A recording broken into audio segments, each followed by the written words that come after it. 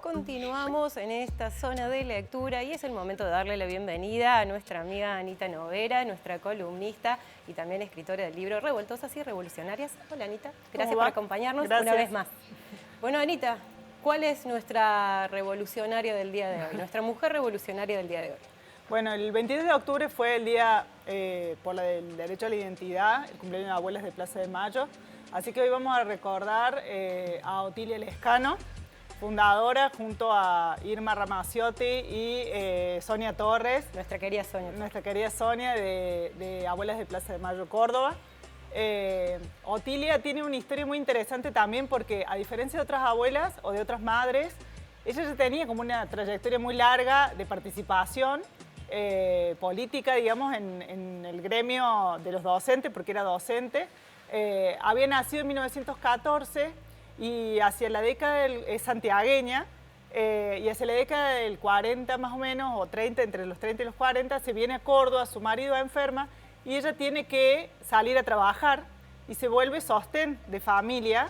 Ella era maestra de piano y empieza a trabajar en Barrio Suárez, que en ese momento era todavía como un asentamiento popular, estilo popular, pero más tipo villa, no lo que es ahora. Y ella empieza a trabajar en una escuela ahí como maestra de música, trabaja 30 años dentro de, digamos, en la docencia. Y ese acercamiento a una escuela urbano marginal hace que ella, sin nominar como una militancia, digamos, su actividad, pero sí se involucra permanentemente en las problemáticas del barrio, con las familias, con el tema de la vivienda, con el tema, bueno, de la educación. Entonces eso la sensibiliza de alguna manera, eso lo traslada a su hogar, digamos, o a su familia en algún sentido. Tiene 5 hijos, de los cuales todos van a militar en la década del 70. Y entonces, digamos, es una familia en la cual la política, la participación, si bien Otilia acompañaba a sus hijos en su militancia, no lo compartía tanto los métodos, digamos, porque ellos eran militantes del Partido Revolucionario de los Trabajadores, pero los acompañaba. Pero sin embargo ella también defendiendo los derechos de los trabajadores desde su convicción y desde su labor como delegada docente. Tal cual, sí.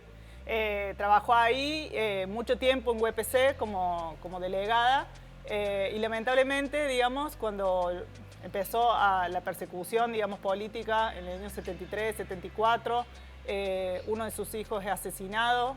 Y a partir de ahí toda su familia sufre la represión, tiene 7 parientes cercanos, su hija, un hijo asesinado, su hija y un hermano y varios miembros de su familia fueron asesinados o están desaparecidos. Incluso una nieta que todavía no ha podido ser restituida. Una nieta que no ha podido ser restituida y que todavía su familia sigue buscando, así que digamos, a partir de ahí ella empieza esa militancia primero en la coordinadora, en la COFAPEC, digamos que era la coordinadora de presos políticos, y después hace el año ya 77, 78 en Abuelas, lo que va a ser Abuelas de Plaza de Mayo, Córdoba, digamos. La abuela de todos, así la abuela de todos y la pechadora, le decían, la pechadora de Córdoba, porque cuando ella llegaba con sus compañeras, tenía una gran determinación, un gran convencimiento en la lucha por los derechos humanos y bueno, digamos, eso la hizo ser reconocida en todo el país.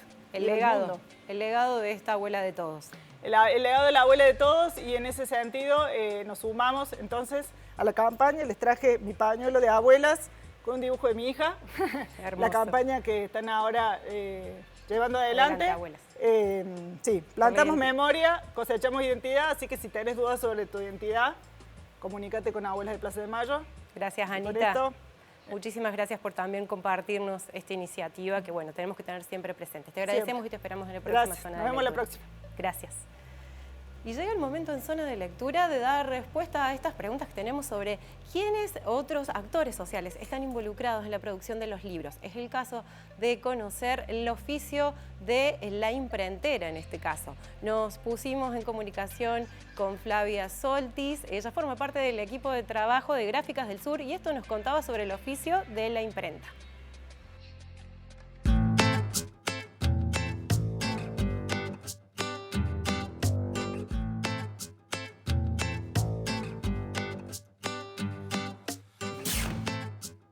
Hola, mi nombre es Flavia, trabajo en Gráfica del Sur y nos dedicamos a imprimir libros.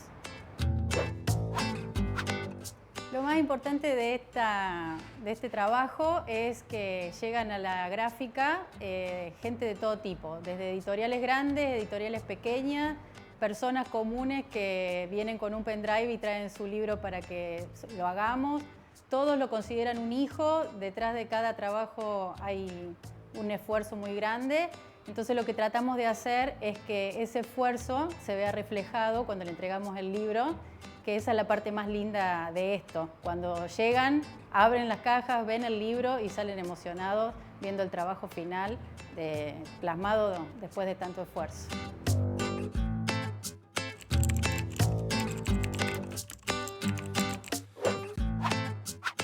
El proceso de impresión del libro requiere de varias etapas y en las cuales están involucradas muchas personas.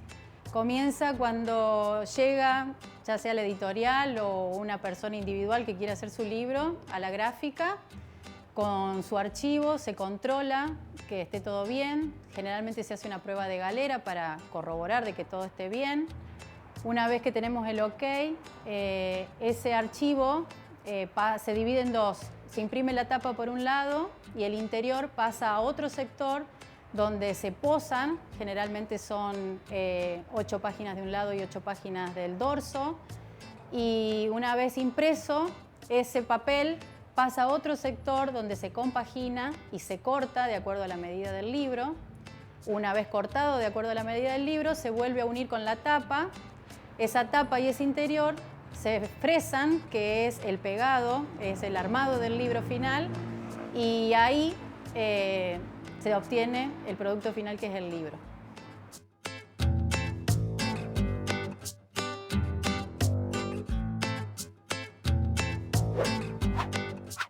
A lo largo de estos años hemos hecho muchísimos libros, todos fueron importantes porque detrás de ellos hay mucho esfuerzo. Pero hay uno que nos marcó mucho, que fue un libro que hicimos sobre el Papa Francisco, el cual su autor viajó al Vaticano y se lo entregó personalmente.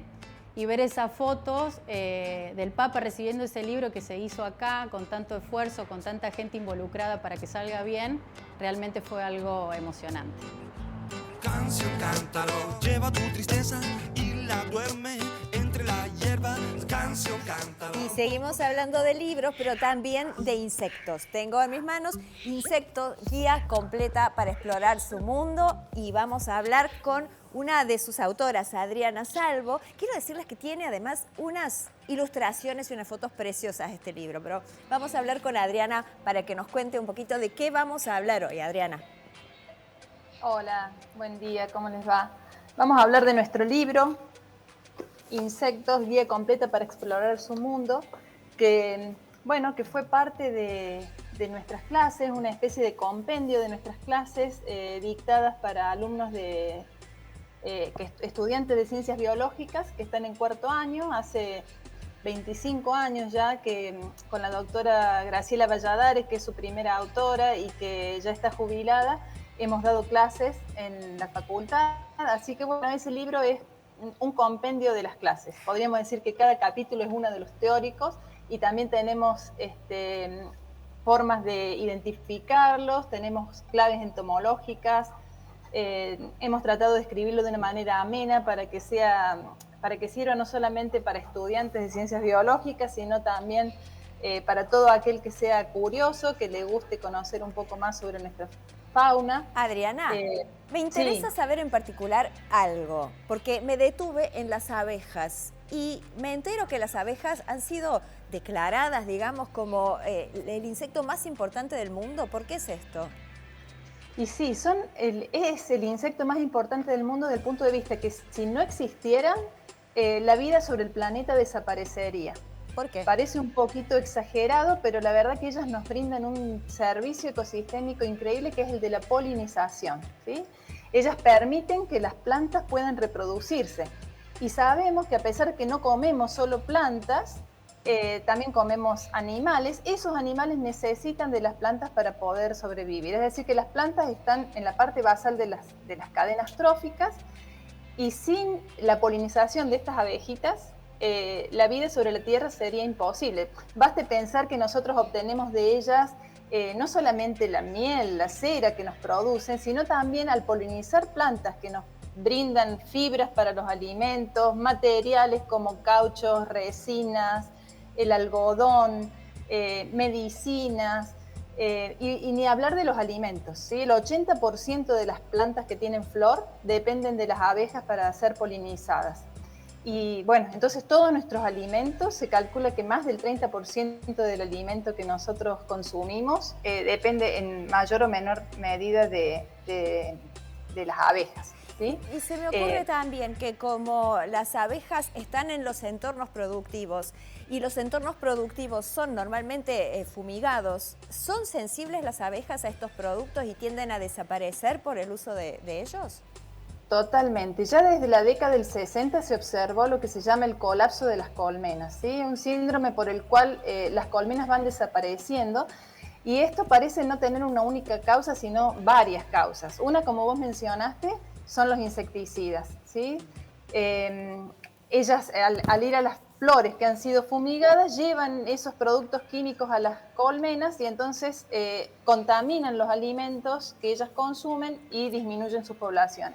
Pero también otra cosa que hacemos es disminuir el hábitat que necesitan, tanto para nidificar como para alimentarse. La fragmentación del hábitat, la disminución de los bosques. Y por otro lado también, ni hablar, por ejemplo, de la telefonía, de las antenas 5G, que también parece ser que tienen un efecto bastante severo, las desorientan, impiden que le pasen información a otros miembros de la colonia. Entonces, bueno, todas nuestras actividades en realidad las perjudican y se viene notando casi el 90% en el decremento en sus poblaciones. Así que es algo bastante serio. Bueno, realmente nos preocupa entonces no solo el tema de las abejas, sino también del resto de los insectos. Vamos a aprender con vos de ahora en adelante por qué tenemos que protegerlos. Adriana, muchísimas gracias. No, por favor, gracias a ustedes. Bueno, aquí está entonces, Insectos, guía completa para explorar su mundo. Lo podés encontrar en todos los puntos de venta y también en la tienda virtual de la librería 1918. A vos te lo presto. Sí, yo te lo iba a pedir. Dale, prestado, lo quiero leer este fin de Dale. semana, porque hay mucho para aprender acá, me parece. Bueno, nos vamos despidiendo. Pato, hasta la próxima. Gracias por acompañarnos y será hasta el próximo Zona de Lectura. Hasta el próximo Zona de Lectura, o si te interesó mucho el programa, seguilo en el canal de YouTube de CBA24N. Tenemos nuestra propia lista de reproducción allí en Zona de Lectura. Nos encuentran ahí entonces. Chao. Gracias, Pato. Chao,